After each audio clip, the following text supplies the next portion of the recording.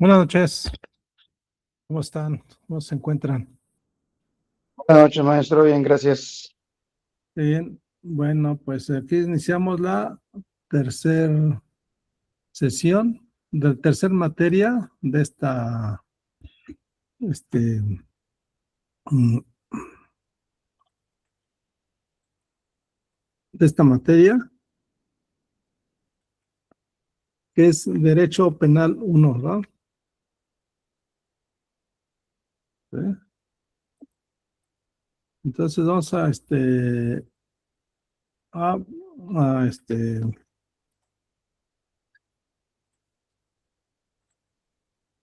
a continuar con esta tercera materia.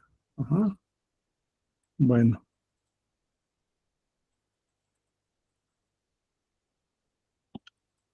voy a darles dos lineamientos de evaluación de esta materia.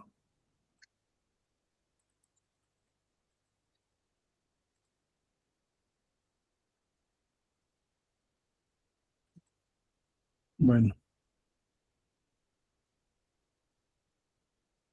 dame un segundo.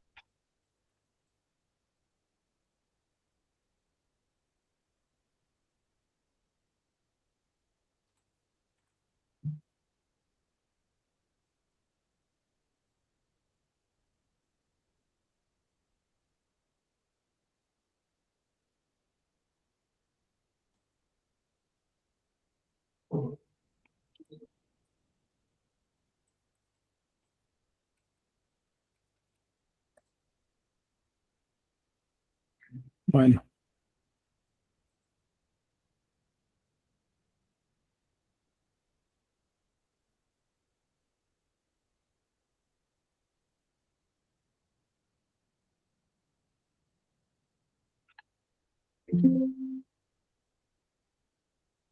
mm,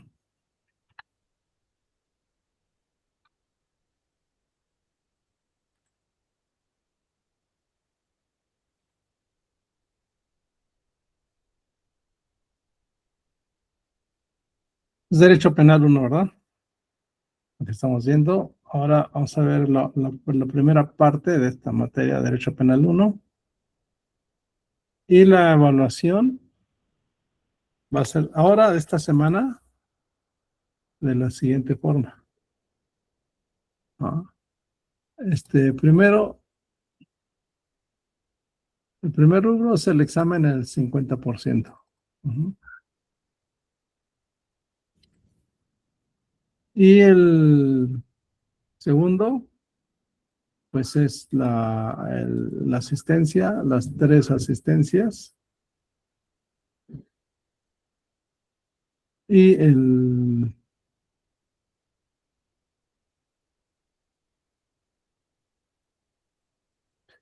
tercer rubro de calificación, que es el 40%, es el resumen, aquí están los lineamientos, resumen escrito a mano del libro, Tratado de los delitos y las penas. Subcapítulos por separado. O sea, no es resumen total, sino así como viene por subcapítulos, un cachito, un cachito, un cachito. A mano, y la entrega el sábado 25 de abril a las 12 de la noche. Crítica general al final, mensaje por mensaje, de 3 a 4 cuartillas. Es un libro delgado, no es un libro grueso. Y tienen pues esta semana para enviarlo. Se los voy a enviar ahorita aquí al grupo de WhatsApp.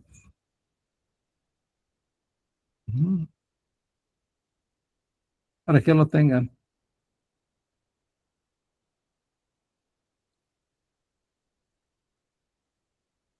Con letra legible porque a veces no lo entiendo.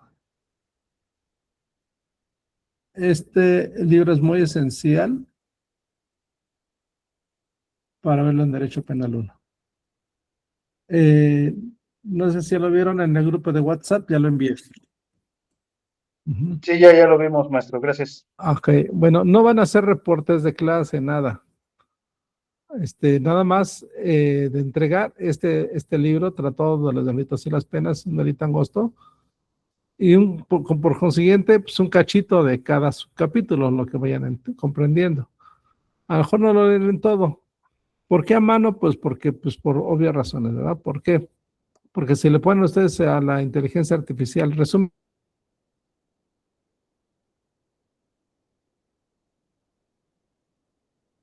¿no? Y ya lo tienen, pero pues no, el punto no es que lo hagan así, sino que lo vean, que traten de comprender, por eso es la crítica al final. ¿No? Una crítica general de un párrafo, es amplio. Entonces, pues al menos, a lo mejor no leen todo el libro, pero sí partecitas que vayan leyendo y vean de qué se trata este libro.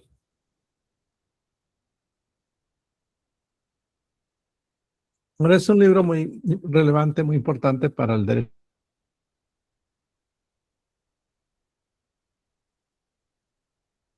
Seguramente no, les digo, no lo van a leer todo, pero sí partecitas y que vayan viendo de qué consiste este libro. Este libro que es muy importante para el derecho penal, sobre todo para ver los antecedentes del derecho penal. Como lo que refiere César Beccaria sobre el derecho penal, sobre los antecedentes del derecho penal. Y aquí sería, entonces solamente vayan, les digo, no van a entregar reportes, esta semana no hay reportes. Sí, entonces,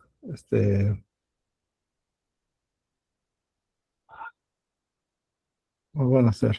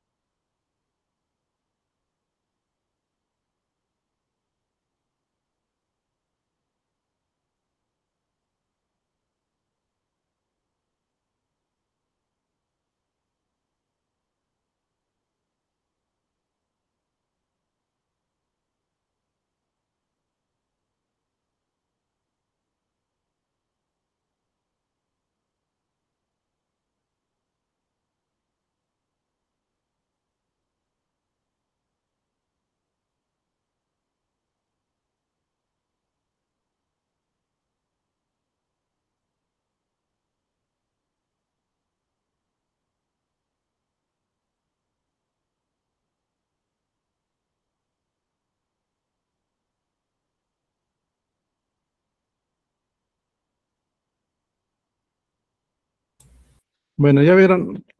Preguntas, dudas aquí de esta semana de evaluación. ¿Ah? Sí, Francisco.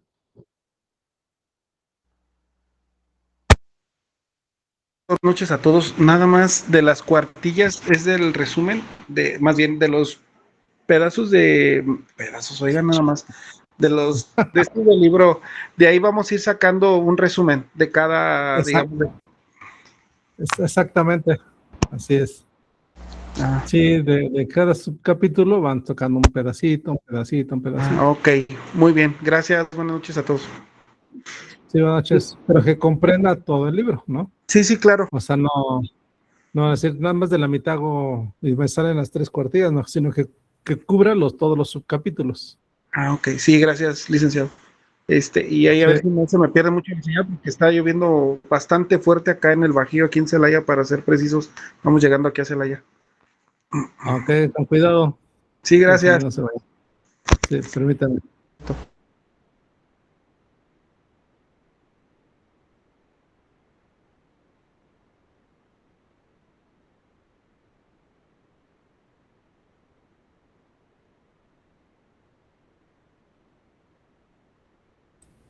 Ok, gracias, Francisco. Gabino, ¿tenías pregunta? Sí, 3 a 4 cuartillas ya considerando la crítica general al final. Sí, todo, Ok. menos la carátula. La carátula, pues aparte. Ok, gracias, Lic. Sí, entonces, para que lo vayan leyendo, pues un ratito ahí que no puedan dormir, pues sacan, ya sea que impriman el libro o lo van leyendo ahí en la compu o en el celular. Pero bueno, yo los imprimo porque es a veces incómodo leer en la compu o en el celular, ¿verdad? Mucho más. Pero ahora sí que, al menos el material ya lo tienen ahí. ¿Sí?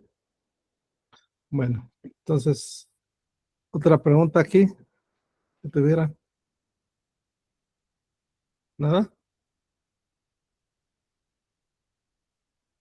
Bueno, si no hay nada, continuamos entonces.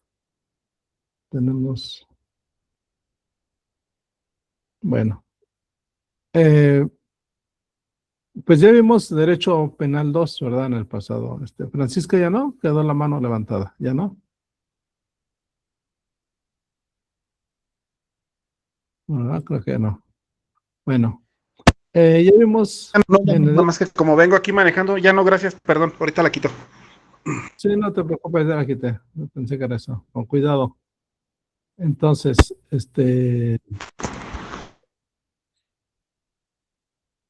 ya vimos el Derecho Penal 2, que es los elementos del delito, ¿verdad? Y, o sea que estaban dos, no sé por qué pusieron primero el 2, luego el 1. Pero en Derecho Penal 1 les comentaba en su momento que son los antecedentes del Derecho Penal. Y el Derecho Penal 2, pues son los elementos del delito, como lo fuimos desglosando rápidamente. Los elementos positivos y negativos. Entonces, en Derecho Penal 1, pues lo que se ve son los antecedentes, ¿verdad? Las escuelas, las teorías que ha habido a través de la historia del derecho penal. Entonces, claro, si fuéramos no tan estrictos, diríamos que el derecho penal pues, ha estado presente en todas las culturas desde que ha habido un conglomerado social. ¿Por qué? Porque nos diría Marx, en el libro El origen, no es Marx, creo que es Lenin, el origen de la familia y el Estado. Es un libro que se llama El origen de la familia y el Estado y no sé qué más ahorita. Pero señala que el derecho penal y los delitos surgen desde que empieza la sobreproducción. Donde empieza a haber, ¿y dónde empieza la sobreproducción? Cuando el hombre deja de ser eh, ambulante, ¿cómo se dice? Nómada. Ajá. Y cuando ya se establece en un lugar y ahí ya no deja de estar caminando y caminando, y donde dice, aquí vamos a quedarnos, es decir, ya funda ciudades, poblados. Entonces, ¿qué ocasiona el que el hombre se posicione ya en un lugar donde diga, pues ya no queremos estar caminando, aquí nos quedamos? Entonces empieza a, ¿qué? A la producción o al desarrollo de la agricultura, porque si ya vive ahí, pues ya tiene terrenos para sembrar y ya tiene granjas, huertas, y por consiguiente empieza a haber una sobreproducción. ¿Y por qué es esa sobreproducción de bienes? Porque ya está estable, ¿verdad? Ya sus tierras producen más, ya tiene más animales, tiene más semillas, más recursos de los que puede producir. Y esa producción mayor le produce un excedente. ¿Por qué? Porque ya le sobra ahora, ¿no? Ya le sobra recursos, ya le sobra, por ejemplo, granos, ya le sobra maíz, ya le sobran animales, más de lo que puede consumir. Porque antes, cuando era nómada, pues solamente se comía lo que iba encontrando, no estaba estable. Entonces, pues de esto tiene razón, ¿no? Cuando habla de el origen de la familia y el Estado. Entonces, como tiene más producción, pues tiene más excedente. O sea, ya puede guardar en sus graneros es excedente. O sea, ya produce más de lo que come, ¿verdad? Ya tiene más animales, más vacas, más de los animales que hubiera, ¿no? De los animales domésticos.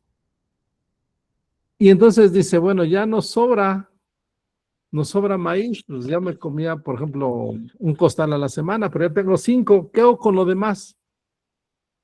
¿Y qué hace con lo demás? Empieza ya que a intercambiar por otros bienes, por otros recursos a otras comunidades. ¿Sabes qué? Te cambio maíz por haba, ¿no? O lo que hubiera. Ah, pues ya guardamos para nosotros y el excedente lo puedo cambiar para tener una variedad mayor. Exacto. Y ya lo empiezan a comercializar. Así es, Jaime. Ya lo empiezan, o primero a hacer trueques, ¿no? Y después ya con la invención de la moneda, por ejemplo, en México prehispánico, exacto, Juan Carlos ya viene a ver el trueque y cambiar bien recursos, porque según también este autor señala que el trueque es la mejor forma de realizar intercambio, porque ambos se van contentos, ¿no? Me llevo lo que me gusta, lo que ocupo, y la otra persona también, ¿verdad? Bueno, y a la fecha hay lugares donde todavía hay trueque, ¿no? Consiguiendo esas tradiciones, ¿verdad? Entonces, como hay una sobreproducción ya, un excedente, pues siempre va a haber gente, pues no le va a gustar trabajar. Dice, bueno, si a mi vecino le sobra animales, pues se los chingo, ¿no? ¿Para qué trabajo si ahí tiene más de sobra? Pues me los llevo, me llevo sus animales o la producción. Y ahí empieza los conflictos, ¿verdad? Y en eso tiene razón, así empieza a haber conflictos. De robos y delitos, pues que ahora le llamaríamos familiares, pero hay delitos patrimoniales. Entonces ahí es donde surge el problema de qué es primero, el Estado, la familia, los delitos, y todo esto existiera antes de que estuviera consolidado el Estado o las ciudades-Estado. Antes de que el Estado regule los delitos, pues ya las familias, ya los grupos tribales y sociales empiezan a ellos mismos ¿a qué? A cobrarse esas afrentas, esas violaciones al patrimonio, a la familia, a robar, a herir, etcétera, pues no había obviamente un órgano del Estado que resolviera esos problemas. Porque como viene ese excedente, viene consigo los delitos patrimoniales. Pero, ¿quién resuelve esos problemas? Pues a través de la historia del derecho penal, la primer forma que se considera de resolver el problema, pues es lo que se conoce como el ojo por ojo y diente por diente, ¿verdad? Es decir, lo que se conoce como la ley del talión. La ley del talión es la primera forma entonces de resolver conflictos, porque era un conflicto, ¿no? Empieza a ver estos delitos que ya mencionaba, y la forma de resolverlo, pues es que el propio agredido se cobre la afrenta. O sea, no tengo que ir a un ente del Estado porque ni lo había, sino voy yo mismo y me cobro la afrenta. De cualquier forma, si violan a la esposa, a un familiar, pues él mismo va y le parte en dos, ¿no? Él mismo se cobra, no va a otra instancia a decir, mira, a acusarlo, ¿verdad?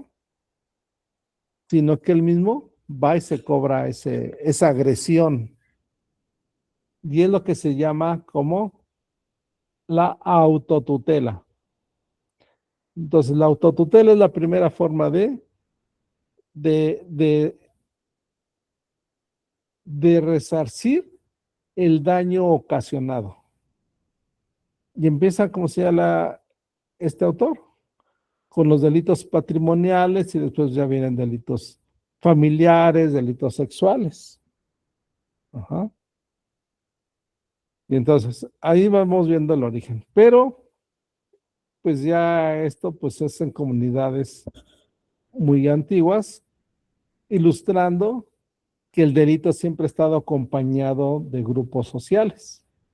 Y cuando más se va haciendo compleja la administración del Estado, pues se va haciendo más compleja esta interacción social. Este andamiaje entre las diversas instituciones se va haciendo más complejo. Y al principio, pues no era tan complejo la administración, ¿verdad? Porque incluso los que llevaban a cabo la resolución, la solución del conflicto, pues ha sido diversas personalidades. En grupos, es decir, en grupos, los primeros grupos que se formaban, ¿quién resolvía los conflictos? Pues, por ejemplo, les decía el propio agredido, y cuando eran problemas sociales de la comunidad, lo resolvía pues la gente o más fuerte, o la más anciana, o la más carismática, ¿no? Por ejemplo, había un grupo, consejo de ancianos, o el más fuerte, ¿no? Por ejemplo, ha habido en la historia de la humanidad que los más fuertes guían a los grupos sociales, o los más ancianos, ¿verdad? Los que tienen más experiencia, o el más carismático. Son los que resuelven, ¿no? Te va a haber un problema de invasión, a ver que se junte el consejo para ver qué resolvemos, ¿no? Pero después se va haciendo más compleja la administración y ya se requiere que haya unos trabajadores o empleados que se dediquen de tiempo completo a eso, y se va haciendo más compleja la estructura del Estado. Ya no queremos que solamente venga a resolver el problema cuando haya el problema, sino que esté siempre dedicado a esas actividades. Y entonces vamos viendo que gente se dedica específicamente a eso, al servicio público en sus cualquiera actividades, ¿verdad? Actualmente los jueces pues no se dedican en tiempo libre, ¿verdad? Se dedican totalmente a esa actividad jurisdiccional. Pero más atrás, pues eran, ¿sabes qué? Es tu tía, cuando se requiera, pues llámalos, ¿no? Llama al Consejo de Ancianos a resolver este problema. Actualmente no, actualmente ya se dedican jueces todo el tiempo completo a esa función y por eso se le paga, ¿no? Porque está dedicándose a la función jurisdiccional.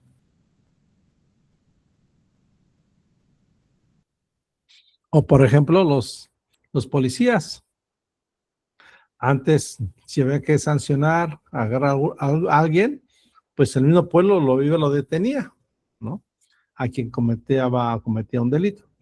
Actualmente, pues se ha hecho complejo y los policías, cualquier servidor público, pues se dedica completamente a esas funciones, ¿verdad?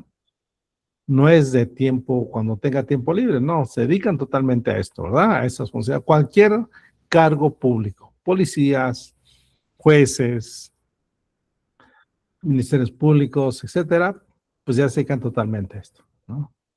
Entonces, con este antecedente, vemos esta presentación. ¿Y qué dice? El surgimiento del derecho penal obedece a la necesidad de regular el comportamiento del ser humano en sociedad, a fin de controlar sus acciones y proteger al grupo social. Lo que les comentaba, ¿no? O sea, si hay esas funciones, esas actividades o esas acciones de robar, pues hay que establecer leyes, normas que regulen a las personas que cometen robos. Y las primeras regulaciones eran muy drásticas, donde no había ni una concordancia o no había una equivalencia entre el daño ocasionado con la consecuencia. Por ejemplo, ¿qué le podrían hacer a quien se robara algo? ¿Qué castigo podría ser? Y eso me refiero a la palabra castigo, porque era un castigo. Se consideraba un castigo imponerle a la persona que cometió una falta socialmente controlada, ¿no? ¿Cuál podría ser la consecuencia? ¿Qué consecuencias podría haber a quien quebrante el orden social? Por ejemplo, ¿como cuál? Por ejemplo, cortarles la mano, ¿no? En la historia hemos visto que a los ladrones, ¿qué les hacían? Les mutilaban una ¿Qué parte les- dependiendo de lo que robaban. Exactamente, ¿no? Sí, les cortaban la mano o el destierro o quien atentara contra el rey, la muerte, ¿no? Contra el soberano, contra el dirigente, pues lo mataban. Si le iba bien, lo desterraban. Ajá, que nos dice Oscar, antes golpear o cortar manos, dependiendo de la cantidad de lo robado, exactamente. ¿Eso creen que correspondiera o había equivalencia entre la acción con la consecuencia? ¿Había una equivalencia o era muy drástico? Si antes eran muy drásticos porque eran para darles el ejemplo y que no, que otras personas no lo hicieran. Exactamente, había una ejemplaridad, ¿no? Por ejemplo, así es, Carlos. Por ejemplo, un sociólogo, ay, se me fue el nombre, francés, ahorita recuerdo el libro, aquí lo tengo. Déjame buscar el libro, aquí lo tengo. Michel Foucault. Michel Foucault, pues seguramente lo han escuchado. Tiene un libro que se llama Vigilar y Castigar. Habla del sistema penitenciario, de las cárceles. Y él tiene el libro Vigilar y Castigar. Bueno, mira, lo voy a poner ahorita, lo voy a buscar ahorita rápidamente.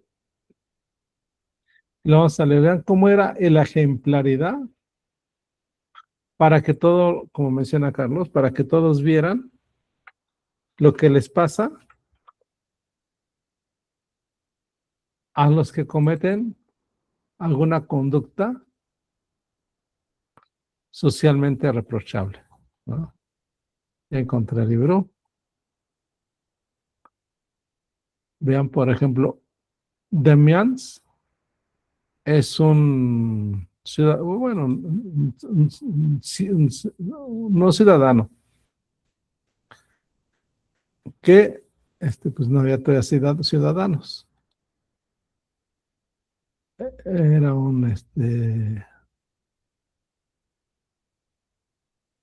pues una persona que atenta contra el rey. Y para que todo el mundo viera lo que les pasa, pues vamos a quemarlo en la plaza pública. A ver, ¿quién más hace el favor de leer? ¿Sí lo ven bien, Ah, ¿lo ven bien? Sí, sí, se aprecia. Ah, gracias.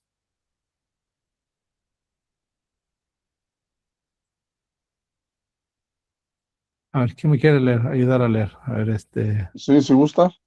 a ver, Luis, por favor. El primer Dice, párrafo y ahorita que alguien más ayude con el segundo. sí. Primer párrafo, el cuerpo de los condenados. Damiens fue condenado el 2 de marzo de 1757 a pública retractación ante la puerta principal de la iglesia de París, donde debía ser llevado y conducido en una carreta, desnudo, en camisa, con un hacha de cera encendida de 2 libras de peso en la mano. Después en dicha carreta a la plaza de Greve y sobre un cadalso que allí habrá sido levantado. Deberán de ser, le dice, atenaceadas las tetillas, brazos, muslos y pantorrillas y su mano derecha. Ha sido en esta, ha sido en este el cuchillo con que comiendo dicho parricidio Cometido dicho parricidio, quemada con fuego de azufre y sobre las partes atenaceadas se le verterá plomo derretido, aceite hirviendo, pez resina ardiente, cera y azufres fundidos juntamente, y a continuación su cuerpo estirado y desmembrado por 4 caballos, y sus miembros y tronco consumidos por el fuego, reducidos a cenizas, y sus cenizas arrojadas al viento. Finalmente se le Hasta ahí, descuartizó. hasta ahí. Sí, Gracias. Ahorita que nos ayude alguien más. Alguien más que nos ayude a leer esto. Un voluntario. Yo si gusta, Doc. A ver, Jaime, por favor, sí, Claro continúa. que sí. Finalmente se le descuartizó, refiere el Gallese de Ámsterdam. Esta última operación fue muy larga, porque los caballos que se utilizaban no estaban acostumbrados a tirar, de suerte que en su lugar de 4 hubo que poner 6, y no bastando aún eso, fue forzoso para desmembrar los muslos del desdichado, cortarle los nervios y romperle a hachazos las coyunturas. Aseguran que aunque siempre fue un gran maldiciente, no dejó escapar blasfemia alguna. Tan solo los extremados dolores le hacían proferir horribles gritos, y a menudo repetía: Dios mío, tened piedad de mí. Jesús, socorredme. Todos los espectadores quedaron edificados de la solicitud del párroco de Saint Paul, que a pesar de su avanzada edad, no dejaba pasar momento alguno sin consolar al paciente. Hasta ahí. Y Gracias. ok, Hasta ahí. Deja gracias. alguien más. ¿Alguien más? ¿Me ayuda? ¿Alguien más? ¿No? ¿Se gusta, doctor? A ver, por favor, a ver, síguele. Marco.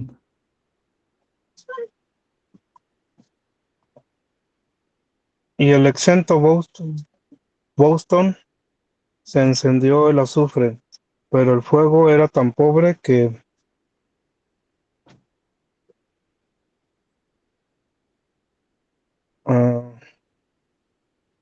solo la piel de la parte superior de la mano quedó no más que un poco dañino.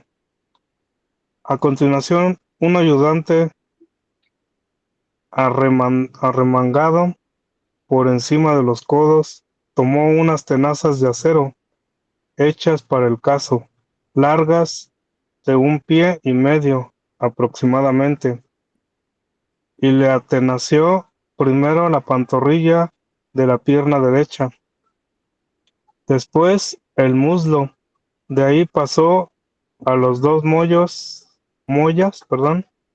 del brazo derecho, 2 mollas del brazo derecho, y a continuación a las tetillas. A este oficial, aunque fuerte y robusto, le costó mucho trabajo arrancar los trozos de carne que tomaba con las tenazas, 2 y 3 veces del mismo lado, retorciendo, y lo que sacaba en cada porción dejaba una llaga del tamaño de un escudo de 6 libras. Después de estos atenazamientos, Damiens, que gritaba mucho, aunque sin maldecir, levantaba la cabeza y se miraba. El mismo atenazador tomó con una cuchara de hierro del caldero, una cuchara de hierro del caldero, mezcla hirviendo, la cual vertió en abundancia sobre cada llaga. A continuación, ataron con soguillas las cuerdas destinadas al tiro de los caballos, y después se amarraron aquellas a cada miembro, a lo largo de los muslos, piernas y brazos. Ok. El Señor, Bueno, sí, continúa ya de una vez. sí, Bueno, aquí. ¿Alguien más? Gracias. ¿Alguien? Si gusta, lo apoyo, profesor. Por favor, Amanda. El señor Le Breton, escribano, se acercó repetidas veces al reo para preguntarle si no tenía algo que decir.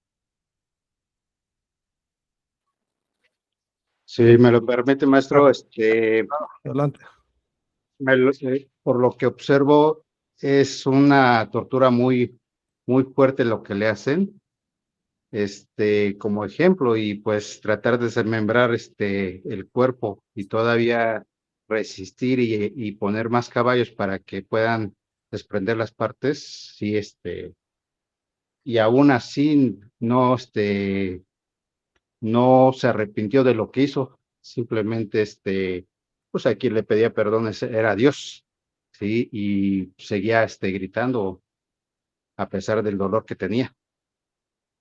Exactamente, muy bien. Gracias. Así es. ¿Alguien más?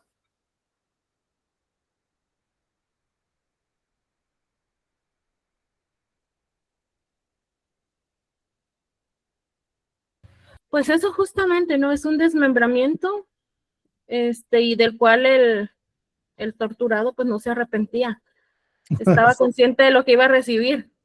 Sí. Y por lo que había hecho, ¿no? O sea, que no se arrepentía de lo que había hecho, ¿no? Sí, eso exactamente. Gracias. Sí, exacto. Y lo que él había hecho era haber atentado contra el rey. Y como lo que veíamos, pues lo hicieron todo esto para que vieran lo que pasaba como una ejemplaridad, ¿verdad? De lo que podía suceder quien atentara contra el soberano. Y eran delitos, pues, muy drásticos, vean. Entonces, lo que estamos comentando, este es el libro Vigilar y Castigar. Creo que no les puse la carátula, quien se los envió, habla sobre el sistema, este, sobre el sistema penitenciario.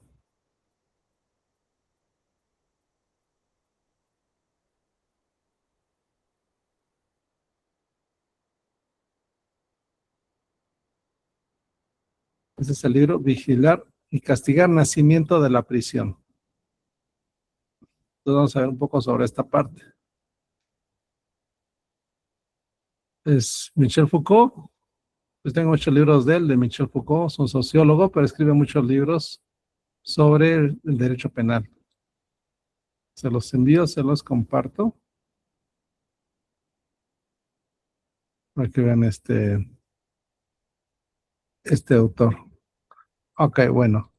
Entonces, como veíamos, los castigos eran ¿qué? Muy drásticos, que ahora pues diríamos que si son proporcionales las penas a la sanción cometida.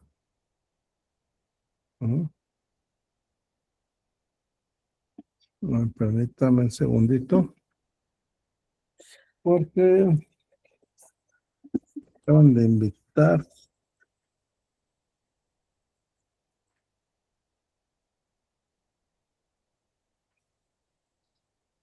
Permítame un segundito.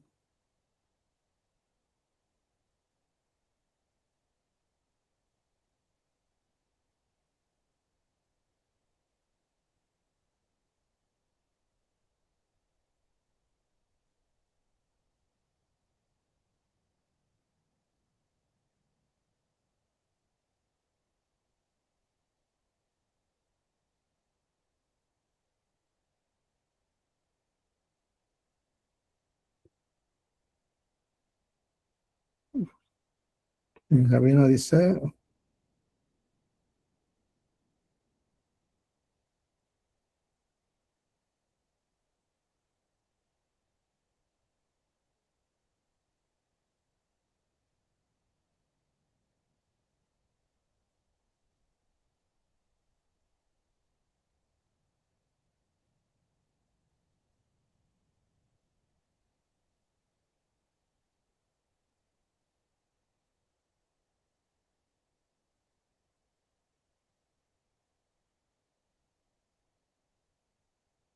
ok, es que me acaban de invitar a dar una conferencia, pero estaba checando mis horarios.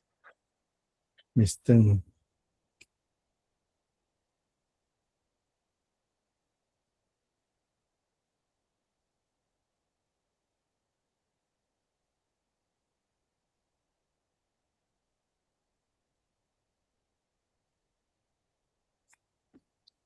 Bueno, estoy checando mis horarios, pero ya quedó. Es que ese día,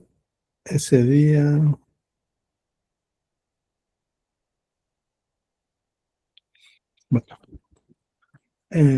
como nos comentaba aquí Gabino, drásticos y ejemplares para el resto que se atreviera a hacer o realizar una conducta similar. Así es. Lo cierto es que ni el que impuso el castigo sabía en realidad la fuerza necesaria para desmembrar el cuerpo, ya que tuvieron que aumentar uno de caballos y cortar los tendones. Exacto, sí, vieron cómo sufrían, ¿no? Cómo lo hicieron todo este castigo, porque en ese momento, pues ese sí era castigo, ¿verdad?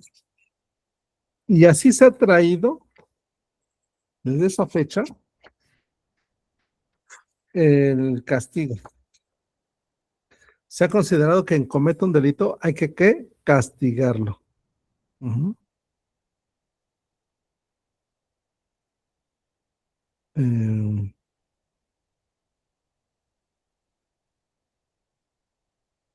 Y así tenemos hasta la fecha el término de castigo. Entonces, Jaime, una forma de aplicar justicia, sí, así exactamente, así empezó con esos primeros. Sí, Juan Carlos. Gracias, maestro. Sí, de hecho, durante la Santa Inquisición los castigos eran tremendos, que a veces ni siquiera realmente tenían un juicio las personas que culpaban, y las torturas eran muy ortodoxas, que pues sí, a comparación de lo y la actualidad de nuestras leyes, todo eso, pues hay una gran diferencia, maestro. Exacto. Sí, en todo este transcurso, hasta el siglo XX, y un poquito antes con criminólogos, que vamos a ver, se empiezan a humanizar estas penas. Es como decir, oye, pues como que nos estamos pasando, ¿no? Porque antes de esta fecha, antes propiamente como referencia a la Revolución Francesa en 1789, hacia atrás, pues había todos esos excesos, ¿no? No habían incluso cárceles. ¿Por qué? Porque no era necesario una cárcel. Si vamos a cortar la mano, pues ¿para qué lo metemos en un lugar? No había ni readaptación, ni reinserción, ni regeneración social. Vamos a hablar de estos temas. Entonces, si no había cárcel, porque si había el destierro, la muerte, castigos físicos, ¿para qué van a ser las cárceles, verdad? No había razón de que hubiera cárceles. Cuando se empiezan a humanizar las penas, decir, bueno, ¿saben qué? No hay que cortar la mano, ¿no? Hay que cortar el pescuezo. No, como los rey Luis XIV, ¿no? Y varios que les cortan el cuello. Los decapitaban. Exacto, los decapitaban, por eso inventaron la guillotina, ¿no? Para más rápido. Vean, las sanciones eran desproporcionadas. O sea, imagínense un niño que por robarse un pan le cortaran la mano, pues diremos ahora que no había una proporcionalidad. Ahora, pues las cárceles de adolescentes, pues están vacías. No sé si alguien trabaje en un sistema carcelario de una unidad de detención de adolescentes, pues están vacías. Y dirían, por ejemplo, fui a dar un curso a policías penitenciarios en Tlaxcala y la cárcel de adolescentes está vacía. ¿Por qué? Porque este sistema de justicia para adolescentes ya ha sido más apapachador, más consentidor, menos violatorio de derechos humanos, no se debe quitar el proyecto de vida a los adolescentes, en fin, varios principios, ¿no? Pero imagínense en ese momento, ya hay incluso varias películas que ilustran esto, de un niño por robar un pan, lo agarran, le cortan la mano, ¿no? Pues eran muy drásticos. Ajá. Entonces, el crimen nace con el ser humano, ya lo mencionamos en el antecedente, cuando aún no existía un orden jurídico ni una sociedad organizada. El delito sin embargo, el delito ya se manifestaba en su forma más rudimentaria. ¿Cuál rudimentaria? Pues robarse ese excedente, ¿verdad? El ser humano todavía no articulaba palabras, pero ya desarrollaba conductas que afectaban a otros. Por ejemplo, el apoderamiento ilegítimo del animal cazado por otro.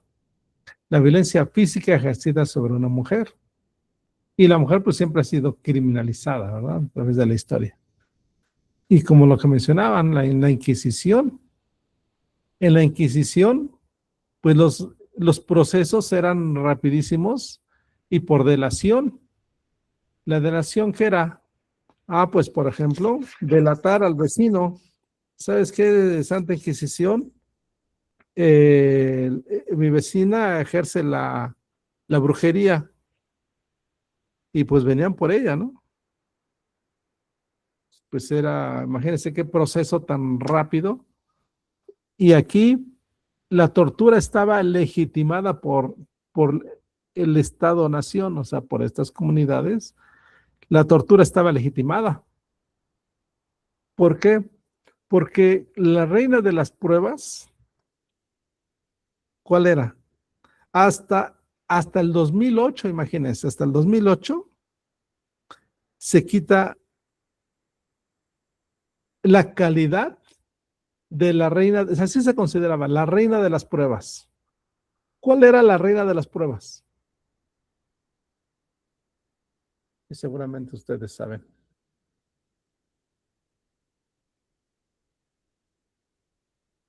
¿Cuál era la reina de las pruebas?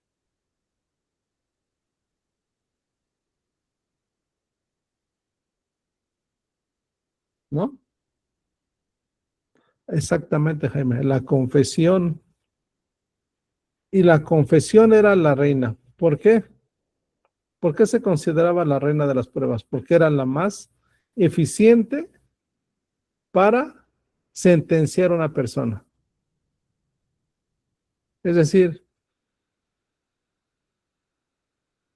¿para qué vamos a hacer ¿para qué vamos a llevar a cabo una investigación?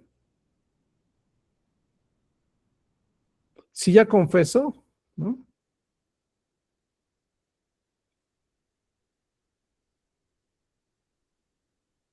Si ya confesó, ok, Isra, no hay problema.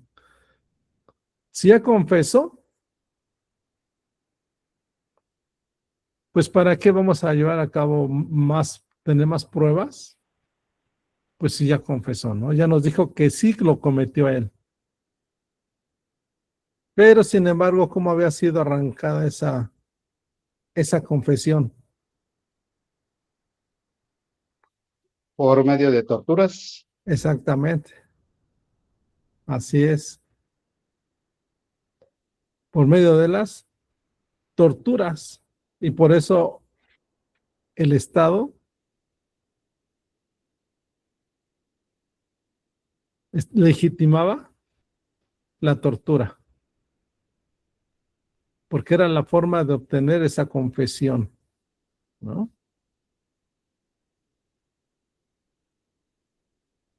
Entonces, así se consideraba procesalmente. Imagínense, hasta el 2008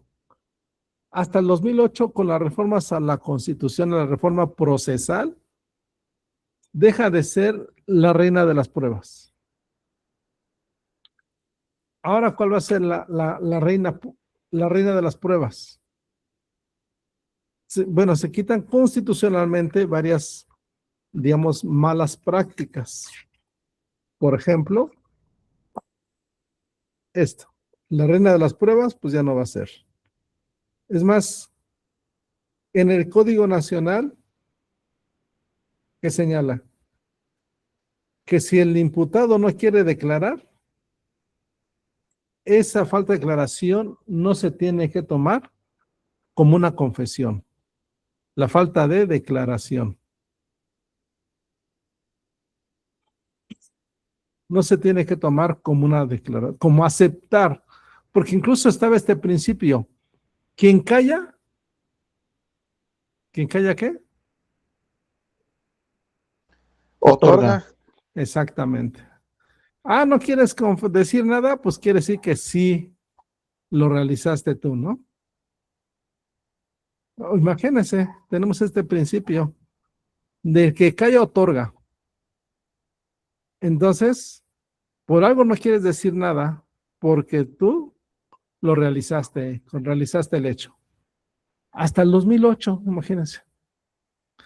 Desgraciadamente, sí hubo antes en el sistema procesal tradicional gente que fue sentenciada con la única prueba, entre comillas, reina. ¿Cuál? Confesión. Oye, pero ya confesó, pues ya, ¿para qué hacemos dictámenes? ¿Para qué? Pues ya está confeso, ¿no? Entonces, desgraciadamente, así hubo gente que fue sentenciada con la única prueba reina, que es la confesión. Bueno, ya fue el año pasado, como voy a ir al reclusorio a darles asesoría jurídica a los internos, conocí una persona que así fue sentenciada con la confesión. Sin embargo, apenas le dieron su dictamen de tortura, que sí fue torturado para obtener esa confesión. Y pues iba a presentar otorgarlo como medida de prueba para un desvanecimiento de pruebas. Ajá. Actualmente es pues inconcebible que una persona sea sentenciada con la confesión. Ya no es posible esto. Ya incluso si no quiere declarar, pues no se tomará como el que cae otorga, ¿verdad? Bueno, entonces Maestro, una pregunta, ¿es cuando ya viene lo que es la presunción de inocencia? ahí es otro de los principios que se plasman en la Constitución, también en el 2008. Porque antes de la presunción de inocencia, antes de eso, ¿qué estaba? Era culpable hasta que se demostrara lo contrario. Exactamente, era el principio de presunción de culpabilidad. Antes del 2008 eres culpable hasta que demuestres una sentencia que eres inocente. Ahora es lo contrario. Eres inocente hasta que en una sentencia se demuestre lo contrario. O sea, y antes estaba también otro principio aparejado, que era la prisión como regla general. Ahora es lo contrario, pero parece que sigue siendo igual. Ahora es la libertad como principio, como regla general, y la prisión preventiva es la excepción, como la última ratio o la última razón. Esto cambia, pero vean, prácticamente desde la época medieval hasta el 2008. Se quita la confesional. Entonces, vamos más atrás, nos estamos adelantando un poquito. Entonces, de ahí la necesidad de regular tales conductas y señalar castigos para lograr orden y una convivencia pacífica. En esta parte interesa destacar sobre todo las etapas de evolución por las que ha pasado esta disciplina jurídica y aclarar que la división por etapas o fases, que más adelante se verá, es más didáctica que real, pues estas no se pueden separar entre sí tajantemente y de manera exacta. Es decir, que no ponemos una fecha, aquí ya acabó, como el sistema tradicional, ¿verdad? Que acabó el sistema tradicional y aquí empieza el sistema acusatorio. Pues no es propiamente así, porque además se dan distintos conceptos y en distintos lugares. Por ejemplo, no es lo mismo la época medieval en Europa que en Hispanoamérica y mucho menos en México. Ajá. También que estuvimos aquí, tuvimos la Inquisición. Ajá. También tuvimos estas formas de, entre comillas, impartir justicia, porque los que cometían presuntamente algunas conductas como magia, hechicería o ir contra las instituciones, pues por eso estaban los instrumentos de tortura y era toda una institución los instrumentos de tortura. No sé si alguien recuerde qué instrumentos de tortura había. Eran varios, maestro, eran grilletes, guillotinas, clavos. De hecho, eso todo casi lo permitía la iglesia, que Exacto. eran ideados por la iglesia. Así es. Ajá.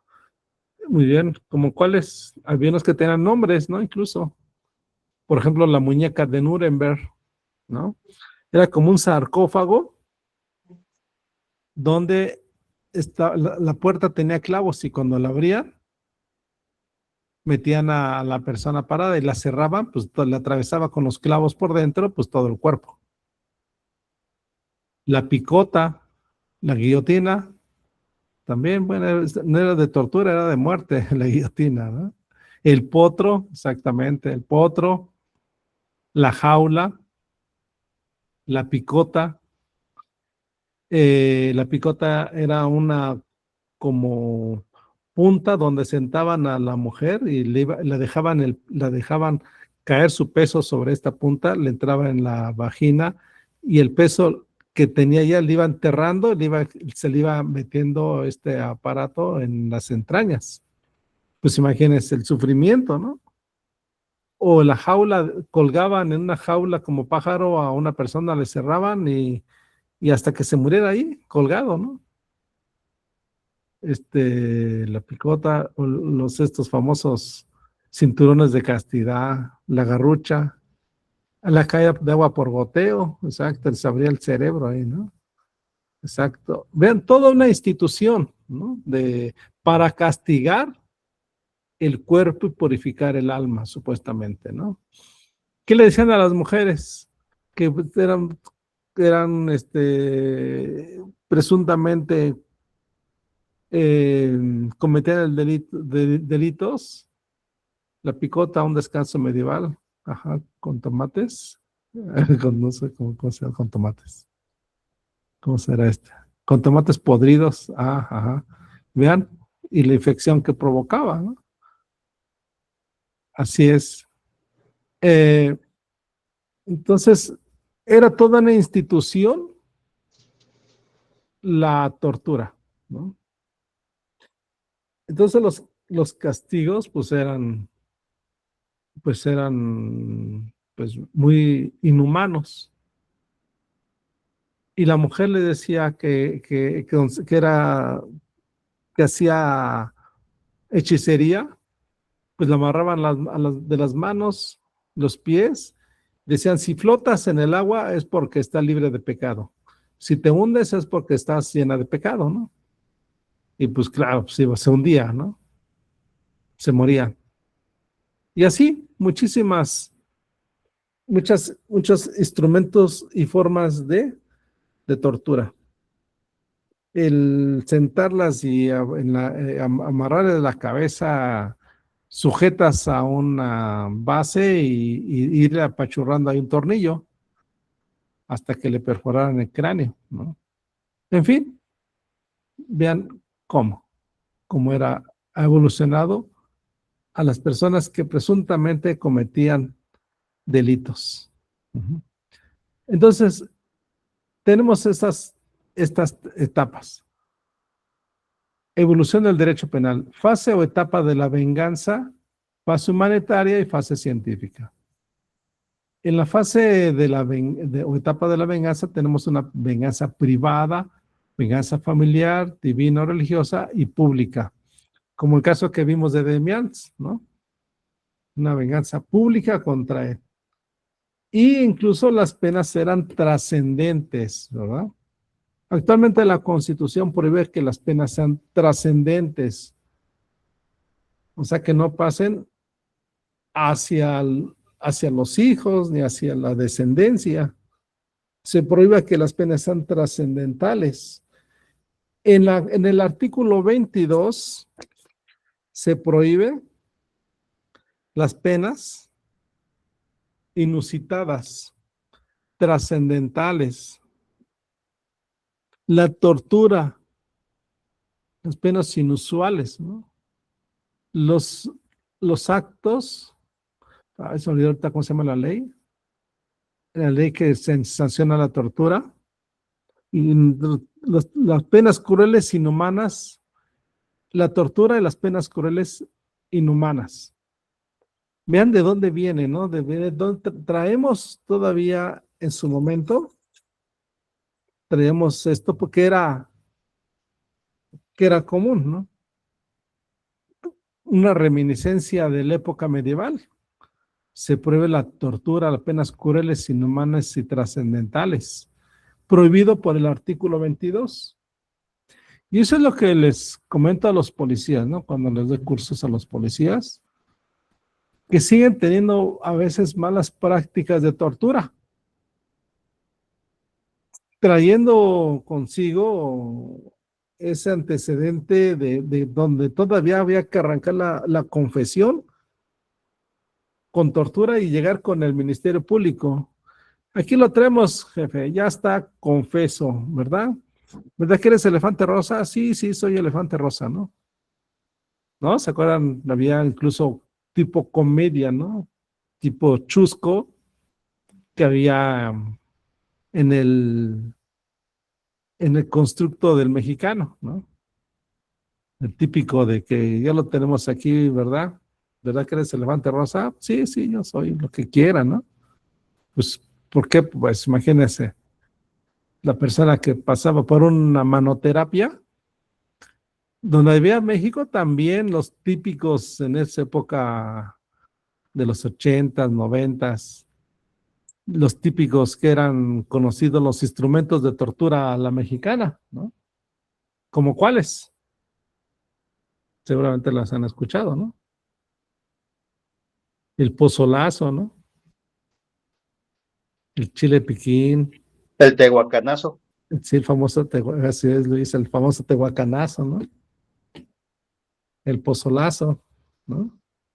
Los toques, sí, claro, lo que no podía faltar, los toques, ¿no? Los toques, en fin, diversos, esos instrumentos a la mexicana, ¿no? Que teníamos acá, ¿no? Porque, pues se traían todavía el antecedente.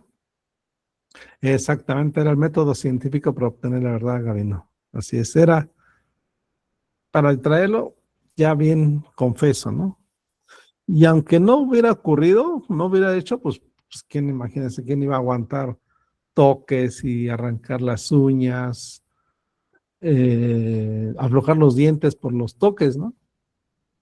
Por eso después propusieron que se tuviera que analizar la tortura con los dientes, bueno, revisar los dientes. ¿Por qué? Porque los toques, pues, apretaban a la mandíbula y provocaba ahí, dejaba secuelas, ¿no? Entonces, pues todavía se traía todo esto, toda esta cultura, que por eso les decía que eso es lo que les comento a los policías. Sigue habiendo prácticas de tortura, pero ¿por qué? Si ya no requiere la confesión, ya no es necesaria en el proceso de la confesión, y todavía sigue habiendo malas prácticas de tortura. Entonces eso obedece el realizar prácticas de tortura o actividades crueles, inhumanas y degradantes, pues ya cuestiones personales, broncas que tiene el policía, ¿no? O sea, de seguirlo torturando, de darle una manoterapia, pues ya obedece a una inquietud personal, ¿no? De los policías. Por ejemplo, ha habido policías que han sido, no sé si alguien, no se les he comentado, de los famosos gates de allá de Coahuila. No sé si alguien los conoce, los gates. Sí, es una sección especial de la policía ahí en Coahuila. Exactamente. Sí, y esos en el 2000, 2009, 10, 11, 12, 13, 14, 15, tuve asuntos de allá y me apoyaban a ir pues cualquier diligencia que realizaba allá, me apoyaban los gatos. Y al principio sí, quitaron mucho la delincuencia, ¿no? O sea, que pelearon mucho con los Zetas allá en el estado de Coahuila, limpiaron, pero derivado de esa limpieza, entre comillas, limpieza de los Zetas, pues se fueron después acusados de muchos actos de tortura y desapariciones. Bueno, está en internet, ¿no? Está en internet muchos actos de tortura y desapariciones forzadas que se les achacaba que habían cometido. Entonces, y así, desgraciadamente, pues muchas corporaciones, actualmente yo creo que ya es lo menos, ¿no? Es lo menos que puede haber, tal vez por ahí en casos aislados puede haber tortura, ¿no? Pero hace 2000, les digo 2009, 10, 11, 12, y pues todavía siguen esas prácticas, ¿no? ¿Y por qué? Porque se consideraba esto, ¿no? La confesión y Trello, y pues sobre todo a veces había ministerios públicos que pues estaba ahí el policía presente, ¿no? Así te estoy viendo a ver qué dices, ¿no? Entonces, así pasaba, ¿no? Decía, pregunta Manuel, ¿qué artículo comentó que hable de actos de tortura? No, creo que comenté la ley contra la tortura. Ajá. Ley contra, el artículo 22 de la Constitución, el artículo 22. Ajá, es la que prohíbe la tortura y los actos crueles, inhumanos y degradantes. Así es. Y entonces, pues tenemos todavía esa herencia de la venganza que ha pasado, ¿no? O sea, en primeras formas. Después viene la fase humanitaria, la podemos ubicar hasta 1780, 1700, en la última parte de este siglo, vienen muchos acontecimientos, ¿no? Que vienen humanizando el derecho penal. Ajá, viene la independencia de Estados Unidos, la Revolución Francesa, donde en vez de súbditos, ahora somos ciudadanos.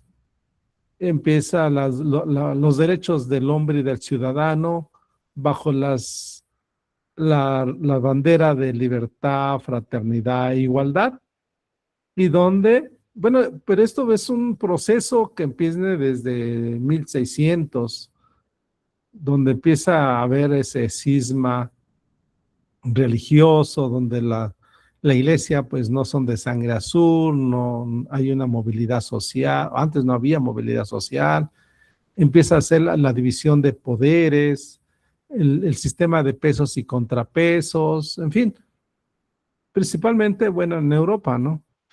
Y en Europa se viene, al final, culmina con la Revolución Francesa, como un acontecimiento de carácter mundial, no regional para Europa, sino que es de carácter mundial. ¿Por qué? Porque a partir de aquí diversos pensadores traen esas ideas y se empiezan a esparcir principalmente por América Latina. Esas ideas de ser ciudadanos, y en la criminología pues tiene una gran influencia, ¿no? Porque al ser ya ciudadanos, ya con más libertades, los incipientes derechos humanos de libertad, igualdad, fraternidad, pues empiezan a ver a la persona pues de una forma más humana, ¿no? Entonces empieza a humanizar el derecho penal. Y principalmente empiezan aquí, bueno, que influye mucho, son 3 criminólogos. César Beccaria, Lombroso y Garófalo. Entonces, estos criminólogos empiezan a verificar primero que hay un delincuente nato. ¿Qué es nato? Pues que viene de nacimiento, ¿no? Entonces, Garófalo, PR, Lombroso, son criminólogos que empiezan a estudiar al hombre delincuente. Y es pues complicado decir el hombre delincuente y es diferente a decir el hombre que comete delitos, no es el hombre delincuente. Ahora tendremos que decirle el hombre que comete delito de de violación. Por ejemplo, no violador, sino la persona que comete un delito de violación. Entonces, señalan en sus teorías que pues ahora no tienen sustento científico, pero analizan las personas que cometen delitos y ven que las personas que cometen delitos tienen rasgos similares, rasgos físicos muy similares. Por ejemplo, protuberancia en el cerebelo, la frente amplia, la nariz chata. Entonces, pues si ahora a alguien se le ocurre decir que los que son chatos tienen tendencias de ser delincuentes, pues se viene el mundo encima, ¿no? Ya no podremos decir esto, ¿no? Y las personas que tienen la frente amplia son los que son propensos a cometer cierto delito. Las personas que tienen ciertas medidas en la cara, en las manos, en el cuerpo, ya viene una teoría que se llama determinismo. El determinismo quiere decir que ya están determinados a ser delincuentes, ¿no? Que así con que se muevan, aunque como dicen, a que se hagan a un lado, ellos ya tienen tendencias innatas a cometer delitos. Porque estudian las personas que cometen delitos. Se van a los hospitales, se van a las cárceles, y empiezan a analizar las medidas del cráneo, del cuerpo, y dicen, estas personas cometen delitos. Y algo van a encontrar en este libro, de esto, ¿no? Algo de esto van a encontrar en el Tratado de los Delitos y las Penas. Van a encontrar algo de esto, ¿no? Entonces viene la fase humanitaria. Y la fase científica, pues la deberíamos nosotros prácticamente hasta el 2008, ¿no? Así con una forma más clara. ¿Por qué? Porque en el 2008, pues deja de ser la reina de las pruebas y ahora tenemos la prueba reina, ¿sería qué? La investigación científica, es decir, los dictámenes periciales. Le dejan la carga de la prueba al fiscal para que con dictámenes, es decir, con la ciencia, llegue a los medios de convicción para encontrar la culpabilidad del imputado. Ya no con la confesión, como era pues antes, ¿no? La forma más fácil, sino que ahora con la investigación científica.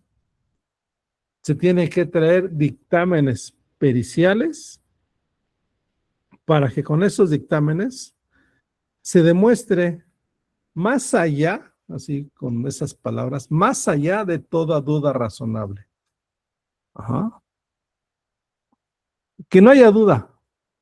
Claro, hay jueces que pues siguen sentenciando aunque haya duda, pero pues siguen los medios de impugnación. Pero ahora tenemos para nuestros efectos de nuestro país, donde se establece ya esta fase. En otros lugares, pues más atrás, ¿verdad? Pero para nuestro país hasta las reformas del 2008. De modo que estas reformas del 2008 que establecen el sistema penal acusatorio ya establece principios, algunos de los que vimos, la presunción de inocencia, y los principios que rigen el proceso, el derecho de la víctima, ¿no? Los derechos de la víctima. Tenemos posteriormente una ley que se llama Ley General de Víctimas, después de las reformas del 2008. Pero vean hasta cuándo traemos estas reformas que eran necesarias para la impartición y procuración de justicia. Bueno, preguntas hasta aquí. ¿Nada? Bueno, la venganza significa que el hombre ante una agresión recibida obtiene satisfacción mediante otro acto violento. En esta fase cabe distinguir tres subfases: la venganza privada, la venganza familiar, la venganza divina y la venganza pública. Aquí tenemos cada una de estas. La venganza privada también se conoce como venganza de sangre y consiste en que el ofendido se hace justicia por propia mano. Es decir, el afectado ocasiona a un ofensor un daño igual al recibido. Esta fase se identifica como la ley del talión, cuya fórmula es ojo por ojo y diente por diente. Ahí se aprecia claramente la venganza individual en la que se inflige un mal por otro recibido. Bueno, aunque esto es la primera forma de cobrarse una afrenta, un daño, sin embargo, pues parece que está vigente, ¿no? El día de hoy. ¿Por qué pareciera que está vigente? ¿Por qué creen? De algún Porque ha modo habido se sigue casos, ¿no? aplicando. Donde ante la incompetencia de las autoridades para poder procurar justicia, pues el ofendido pues busca la forma, como no la recibió de las autoridades responsables, pues él se hace justicia por su propia mano. Exactamente, es verdad. Gracias. Sí. Juan, Carlos, ¿quieres comentar? Sí, de algún modo se sigue aplicando, incluso lo vemos con la unión y la antiunión, se andan matando entre ellos. Entonces ahí aplica la venganza privada, se podría decir. Sí, exactamente, ¿no? Parecería que sigue muy bien. Israel, Gracias, doctor. Buenas noches. Pues yo veo muchas. que la mayoría de las veces de las sentencias no son de acuerdo a la imputación o al castigo merecido, entonces prefieren hacerlo como por propia mano, como antes lo hacían. Así es, exactamente. Así es, ante el hartazgo de la sociedad, de la impartición y procuración de justicia, ¿no? Pero ¿saben por qué es ese hartazgo de la impartición y procuración de justicia? Porque comienza por la parte más débil. La parte de ustedes, la parte donde los policías no tienen la capacitación correcta para plasmar en un uniforme policial homologado lo que es las hipótesis de flagrancia o control provisional preventivo, ¿no? ¿Por qué? Porque pues yo muchas veces traté con policías y no podían plasmar en un uniforme policial homologado y antes todavía en las puestas a disposición, no sabían, no tenían, no les daban la capacitación para cómo redactar cualquiera de las hipótesis de flagrancia. Entonces, si no redactan bien, el fiscal, ¿cómo va a defender a una audiencia esa detención? Ajá. Entonces, cuando hay la audiencia inicial, pues si el fiscal no tiene en su informe policial homologado cómo ocurrió la flagrancia en sus diversas hipótesis, pues ¿qué va a decir el juez? Pues vaya usted a su casa, disculpe usted la intromisión de los policías que lo detuvieron, ¿no? Desde ahí empieza. ¿Y qué ve la sociedad? No, pues ya lo dejaron salir, ¿no? Pues seguramente hubo corrupción. ¿Y por qué? Porque no empieza con la correcta capacitación de los servidores públicos. Si les preguntara a usted estas hipótesis de flagrancia, pues muchos seguramente no sabían, ¿no? Pero no es culpa de ustedes, ¿no? Porque pues ustedes, pues por ejemplo, al menos ustedes se están capacitando, ponen de su bolsa para pagar la preparación, ¿no? Pero hay policías que pues no, si no les dan capacitación, pues no. Y aunque les dieran, a veces no es la idónea y a veces, pues si se los dan, también otra cosa es que se olvida, ¿no? Y el problema es cuando deben de plasmar esto en un uniforme policial, pues el fiscal no tiene herramientas para defender esa detención, ¿no? Y entonces viene la sociedad harta, ¿no? No, pues ya le entregaron el juez, el policía, el fiscal, seguramente recibió y por eso le dejaron. No, muchas veces no es eso. Es, ¿por qué? Porque no está plasmado esto que les acabo de comentar. Y desde ahí, ¿por qué dice la gente? Porque dice, no, pues mejor le parto a su madre, ¿no? En vez de llevarla a la cárcel, vamos a darle toda su manoterapia, vamos a alinearle los chakras. Y pues mejor viene la venganza privada, ¿no? Bueno, dice Manuel, ya tan solo cuando se suben a el transporte público donde una persona tome la iniciativa, el resto la apoya. Sí, y esto se ha hecho parte de la cultura de constructo social, que dicen, cuando vemos una publicación de que agarraron asaltante, lo agarraron, le alinearon los chakras y dicen, me gustan los finales felices, ¿no? ¿No? Lo vamos, ¿qué? Normalizando. Dice, ya hasta los delincuentes se la saben. Pues sí, exacto, ¿no? O sea, es parte del sistema, parte del constructo social, esta venganza privada, ¿no? Dice, ¿de qué que lo lleven y lo suelten? Pues mejor de una vez le damos su ejemplaridad para que, como veíamos, ¿no? Lo del Demians. Ahí en la plaza pública hay que amarrarlo a un poste y pues lo que se les pueda hacer, ¿no? Parecería que estamos ahí en la plaza pública, ¿no? Bueno, muy bien. Gracias por sus comentarios. Familiar, en este periodo un familiar, aún antes del surgimiento del concepto de familia, del afectado realiza un acto de justicia y causa un daño al ofensor. Divina, la venganza divina es el castigo impuesto a quien ocasiona un daño, en virtud de creencias divinas, de modo que a veces se entremezclan rituales mágicos y concretos, como en la Inquisición, ¿no? Generalmente el castigo es lo que imponen los representantes de diversas deidades. En esta fase tiene importancia relevante las nociones de tótem y tabú. Tótem era la representación del bien, estaba representado por una figura de piedra o madera, generalmente en un tronco de árbol, a la que se atribuían poderes mágicos o espirituales. Simbolizaban protección. Tabú era la representación del mal, de lo prohibido a lo largo de la historia de la humanidad. En todos los pueblos y culturas se advierte la presencia de esta lucha constante del bien contra el mal. Donde cobra más vigencia esta pugna es en las religiones, pero también en tradiciones culturales. Así es, ¿no? Entonces aquí pues interviene mucho la iglesia, que durante mucho tiempo fue la que organizaba esta impartición y procuración de justicia, ¿no? La iglesia llevaba a cabo las funciones que ahora tiene el Estado. ¿Quién registraba las muertes, los nacimientos, los matrimonios? La iglesia, ¿no? El famoso karma, así es, Juan Carlos, ¿no? Dicen, por eso viene el karma, ¿no? Que cobra venganza solita, ¿no? La pública es un acto de venganza, pero ejercido por un representante del poder público. En este caso simplemente se traslada la ejecución justiciera a alguien que representa los intereses de la comunidad en su manifestación más primitiva. Bueno. Viene la etapa humanitaria.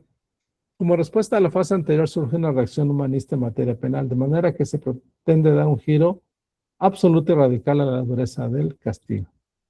Grandes pensadores y filósofos humanistas con sus obras e ideas han influido en el derecho penal y ciencias afines. César Beccaria y John Howard, con su valiente y enérgica manifestación de principios humanistas, trataron de devolver al hombre el respeto a su dignidad. En su tratado, que es el que van a leer, de los delitos y las penas, Beccaria destaca diversos aspectos, como los procedimientos arbitrarios e inhumanos para obtener confesiones. Se refiere a la tortura y rompe con ancestrales creencias relacionadas con la eficacia de la pena. Y señala, para que una pena logre su efecto, basta que el mal de la misma exceda del bien que nace del delito. Y en este exceso del mal debe tenerse en cuenta la infalibilidad de la pena y la pérdida del bien que produciría el delito.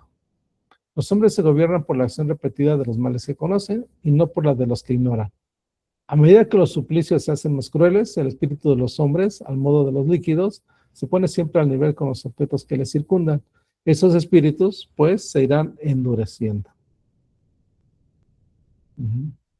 Y junto con esto, pues, se van humanizando, pues, también el sistema penitenciario, ¿no? Antes de esta humanización, pues, las cárceles, las que había, por ejemplo, en Europa había muchas, bueno, algunas ya en Bélgica, por ejemplo, en Inglaterra, algunas había famosas. Pues aquí no había una división como ahora lo tenemos en el sistema penitenciario. ¿Cuál es esa división? Pues en esas cárceles estaban revueltos niños con adultos y además revueltos con mujeres, ¿no? O sea, no había una cárcel para, mucho menos para adolescentes, para hombres, para adultos, para mujeres. No había esto. Actualmente, pues ya tenemos en nuestro sistema penitenciario centros de detención para adolescentes, hombres, mujeres, un sistema penitenciario para los hombres, para mujeres aparte. Además, dentro de las cárceles hay una clasificación, ¿verdad? Está hay un área que los va clasificando para no vulnerar algún derecho humano. Por ejemplo, pues no es lo mismo poner a una persona pues de 18, 19, 20 años, pues con uno que ya tiene ahí como 20 años en la cárcel, ¿no? Y además por el tipo de delito, están divididos también por el tipo de delito, por ejemplo, en centros federales de delincuencia organizada, secuestro, delitos contra la salud y además por grupos delictivos también, ¿no? Por ejemplo, en Tamaulipas, en muchos cerezos o ceferezos, hay división por el tipo de delito también que cometen. Entonces hay muchas, o ahora otra división más por pertenecer a un grupo del LGBTIQ+, en fin, hay muchas divisiones ahora, pero imagínense en esos momentos que no había todos revueltos, pues las condiciones de higiene, las condiciones de salud, pues eran medios complicadas, ¿no? Bueno, entonces viene la etapa científica. En ella se mantienen los principios de la fase humanitaria, pero se profundiza científicamente respecto de la persona delincuente. Se piensa que el castigo no basta, por humanizado que sea, sino que además se requiere llevar a cabo un estudio de personalidad del sujeto y analizar a la víctima. Es indispensable conocer el porqué del crimen, saber cuál es el tratamiento adecuado para readaptar al sujeto y sobre todo prevenir la posible comisión de delitos. En esta etapa se estima que el delito del sujeto son productos de las fallas sociales, con influencia de factores de diversa índole, interna y externa. Desafortunadamente, pese a los esfuerzos realizados por los estudiosos interesados en estos aspectos, aún no se ha resuelto el delicado problema que representa la delincuencia. Entonces, en la etapa pues, científica, tenemos ahora, por ejemplo, propiamente diremos que hasta que se le da un tratamiento, que es en el sistema, pregunta Jaime, es algo que hace la criminología. Sí, exactamente, ya la criminología apoya mucho. La criminología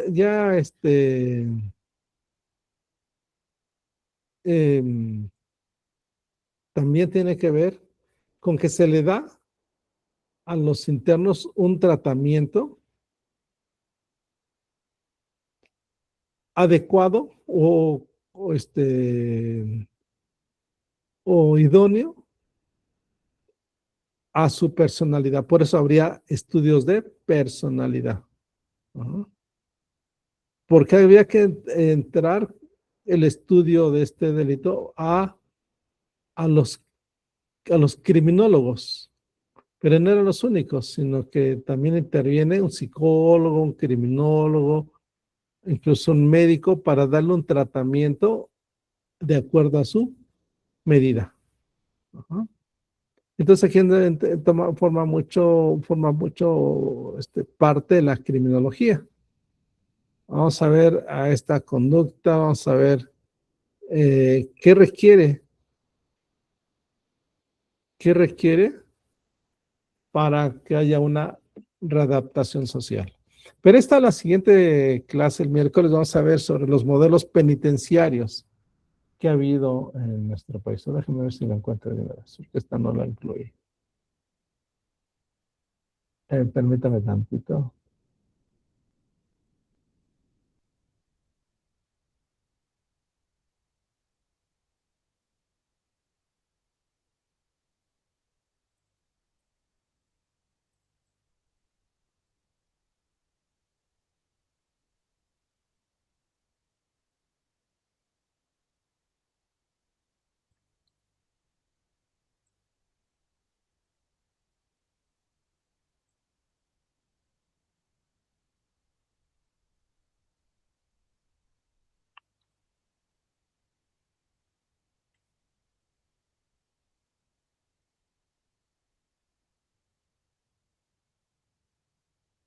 Aquí tenemos.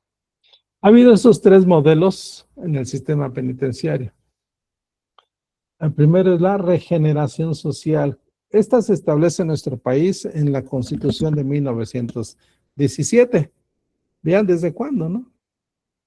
En nuestro país ha habido 3 modelos penitenciarios: la regeneración social, la readaptación social y la reinserción social, que es el que se establece en México a partir de las reformas del 2008.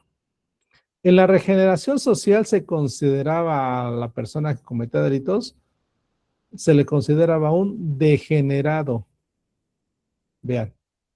Y como degenerado habría que regenerarlo socialmente. Y las formas de regenerarlo era a través del trabajo forzado. Es decir, ponerlo a picar piedra de sol a sol, porque se consideraba darle un castigo al cuerpo, porque había como una idea dualista aquí en este momento. ¿Qué significa? Que había una separación entre el cuerpo y la mente. Entonces, habría que darle un castigo al cuerpo, ¿no? Es decir, físico, ¿no? Y la pena, entonces, de 5 años, 10 años de cárcel, es un castigo. Y el sujeto era considerado un degenerado y había una teoría del retribucionismo, es decir, regresarle, como en la venganza, regresarle parte de lo que había hecho, retribuirle. Hiciste esto, pues vamos ahora a cobrarnos, vamos a como a vengarnos, ¿no? De lo que hiciste.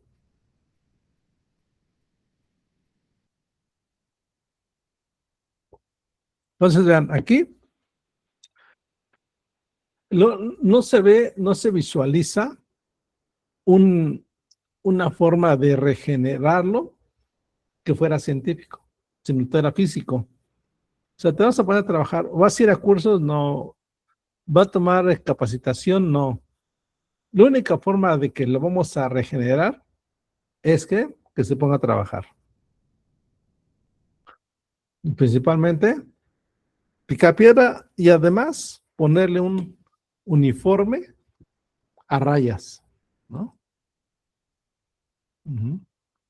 Poner uniforme a rayas para que recuerde, siempre esté constantemente recordando que está en una cárcel y que esas rayas pintadas en el uniforme son las que le van a estar recordando que está en la cárcel, está privado de la libertad. Pero aquí no hay un estudio científico, no hay un estudio de por qué se comporta, sino que ni estudio de qué le va a hacer bien para regenerarse socialmente. Lo único es el trabajo, ¿no? Después, en los 60s, viene otro modelo que es la readaptación social. Y ahí, pues ahí sí conocemos las cárceles, centros de readaptación social, ¿verdad? Porque es el modelo que se implementa en los 60s. Y aquí vamos a readaptarlo, ¿verdad? Al desadaptado social vamos a readaptarlo. Es decir, ¿cuáles son las formas en que lo vamos a readaptar? Vamos a darle trabajo, capacitación para el trabajo y educación. Bueno, aquí ya se aporta algo, ¿verdad? Ya no solamente trabajo, sino hay que darle capacitación. ¿Por qué cometió delitos? Pues mejor no tenía oficio ni beneficio, robaba. Bueno, pues vamos a capacitarlo para el trabajo. Vamos a implementarle cursos para que aprenda algo, ¿no? Para que aprenda a hacer artesanía, artes de plásticas, en fin. Y vamos a darle trabajo. Entonces vamos a invitar a las empresas a que ingresen ¿a dónde? A las cárceles para que trabajen los internos. Vamos a permitirles a las empresas y que hagan algo, ¿no? Pero, pues después organizaciones de derechos humanos dijeron, no, pues ¿cómo se los vas a poner a trabajar, no? Pues si están de vacaciones, ¿cómo los vas a poner a trabajar? Es más, si los pones a trabajar, entonces dales sus derechos laborales. Dales vacaciones, dales Infonavit casi, ¿no? casi darles su casa, darles prima vacacional. No, pues, ¿qué dijeron las empresas? No, pues si los de afuera no tienen trabajo y acá adentro quieres que les des tus prestaciones, seguro y casi vacaciones, pues mejor nos vemos. Y se salieron, ¿no? Porque empezaron los defensores de derechos humanos a, a exigir más derechos laborales para los trabajadores, entre comillas, que son los internos. Porque, ok, dijeron, bueno, si la Constitución dice que ahora hay que readaptarlos a través de trabajo, la capacitación para el trabajo y la educación, pues vamos a ponerse a trabajar, pero ok, pero darle sus derechos laborales, ¿no? Y el sujeto se considera un desviado, inadaptado y enfermo. Por eso viene el médico, el criminólogo y el psicólogo para que lo clasifiquen. Vamos a clasificarlo de acuerdo a sus dictámenes de peligrosidad, ¿no? Y aquí sí había dictámenes de peligrosidad. A ver qué tan peligroso eres, porque ahí intervino estos profesionales o profesionistas, como son los médicos, los criminólogos, incluso trabajo social y psicólogos, para hacerle, ya le hicieron un estudio, ya lo valoraron. Ahora hay que darle un tratamiento diagnóstico. ¿Pues qué? A ti con esto, con este tratamiento, vas a salir un ciudadano ejemplar, ¿no? Con este tratamiento. Pero vas a tener que estar en la cárcel para que te dé ese tratamiento, si no, no te vas a componer. Y por eso la regla es la prisión. La regla es la prisión, porque la finalidad es que estés en la cárcel para que lleves ese tratamiento, porque en tu casa, pues no. Entonces, todos al tambo, ¿no? Y aquí, pues todo que caía un proceso era tambo, era cárcel, ¿no?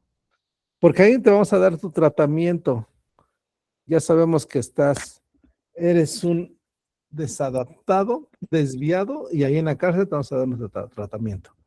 Y todos a la cárcel, ¿no? Entonces, la prioridad era la cárcel. Después viene la reinserción social. ¿Cuándo se implementa la reinserción social?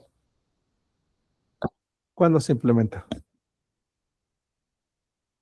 En el 2008, ¿no? Con las reformas. Hasta acá, vean hasta dónde viene la reinserción social. Es decir, vamos a reinsertarlo a la sociedad. Y la forma en cómo vamos a reinsertarlo a la sociedad es a través ya no solamente el trabajo, la capacitación para el trabajo y la educación, sino ahora vamos a agregarle dos ejes más, que es el deporte y la salud. Y la salud es salud física y salud mental. Es decir, vamos a darle cursos de psicología, sobre todo de conductismo. El conductismo va a ser imperante como modelo de psicología para modificarle, ¿qué? La conducta, porque el conductismo trata de modificar la conducta. Y ahora se considera un sujeto de derechos y obligaciones, un sujeto de derechos humanos. Y hay que darle ahora un plan de actividades para que no vuelva a delinquir. Ya no se le llama tratamiento, ahora se trata de un plan de actividades. Y después de ese plan de actividades, es decir, el trabajo, capacitación, educación, deporte y salud, ya con todo esto que supuestamente le vamos a dar, ahora va a salir ¿qué? Un ciudadano ejemplar que va a estar reinsertado a la sociedad. Bueno, a través de la historia, a quien las personas que cometen delitos, se les aplica una pena. La pena tiene una finalidad de cada uno de estos momentos, de estos modelos que hemos pasado a través de la Constitución del 1917. ¿Sí? ¿Preguntas? ¿Dudas? Sí, Israel.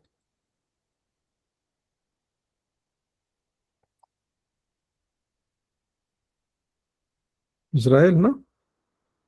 Perdón, doctor, es que ya salí tarde de la guardia, nada más para reafirmar rapidísimo. Sí, Vamos a seguir con los reportes cool, ya no alcanzaba esa parte, perdón. sí, ya he comentado al principio, llegaste tarde, pero esta semana no. Ahora son otros mecanismos.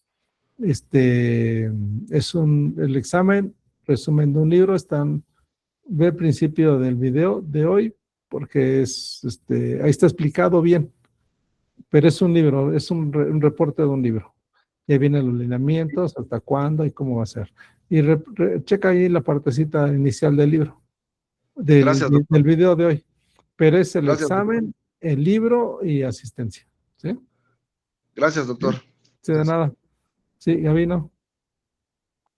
Sí, doctor, nomás para comentar ahí, Sí. pues yo creo que ahí sería cuestión también de que bueno, para mi punto de vista es injusto, ¿no? En cierta forma de que estas nuevas reglas se apliquen para todos los procesados, porque pues hay de delincuentes a delincuentes, ¿no?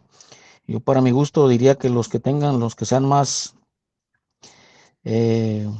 delincuentes que otros, pues eso sí lleguen todavía a lo a la forma de 1917, ¿no? Donde tengan que trabajar y pagar con pena, porque la verdad se lo merecen, ¿no? Aunque pues no debe ser para todos, pero pues para mí en cierta forma yo creo que debería haber una clasificación y no estar sujetos todos a las mismas reglas actuales, porque como le comento, ahora realmente funcionará la readaptación, la reinserción social.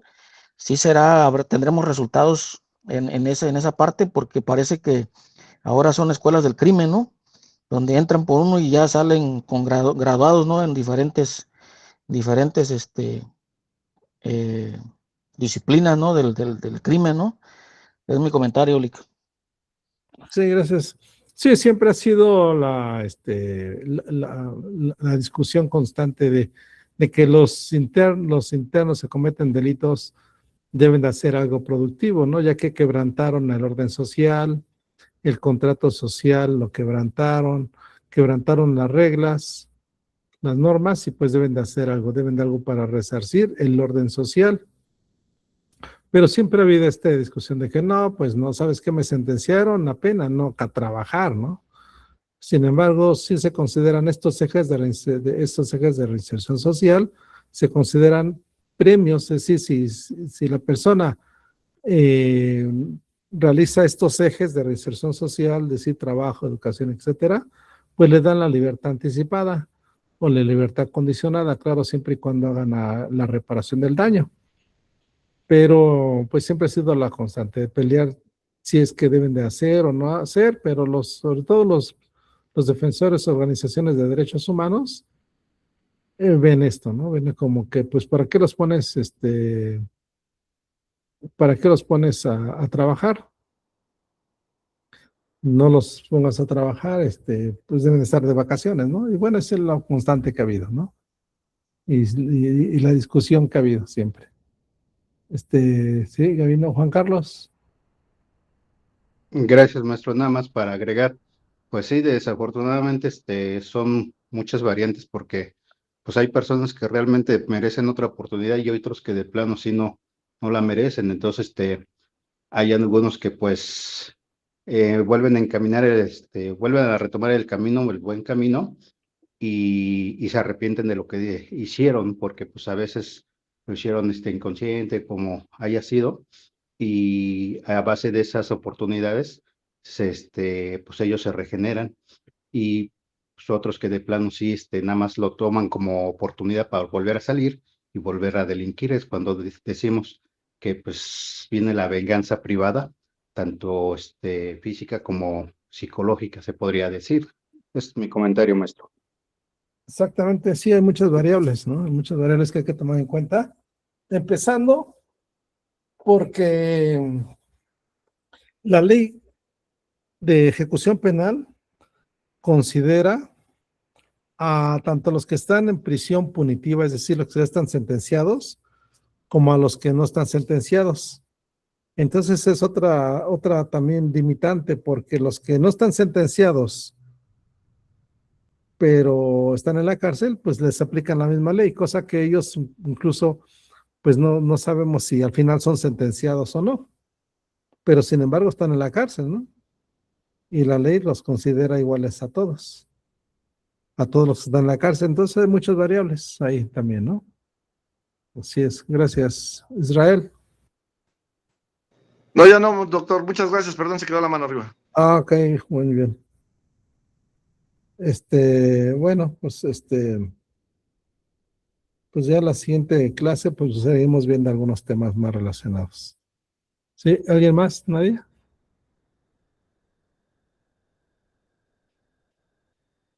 Bueno, pues entonces nos vemos el miércoles a la misma hora. Y pues ya les dejé el libro y los lineamientos, ya les dejé, mandé el libro, pues ya empiecen a hacer su trabajo para el fin de semana. Bueno, si no hay otro comentario, nos vemos el miércoles. Gracias, igual Jaime, gracias Juan Carlos. Buenas noches, doctor. Buenas noches a todos. Gracias. Excelente, profe, muchas gracias. Igual, gracias, que estén bien. Buenas noches, doctor. Compañeros, buenas noches.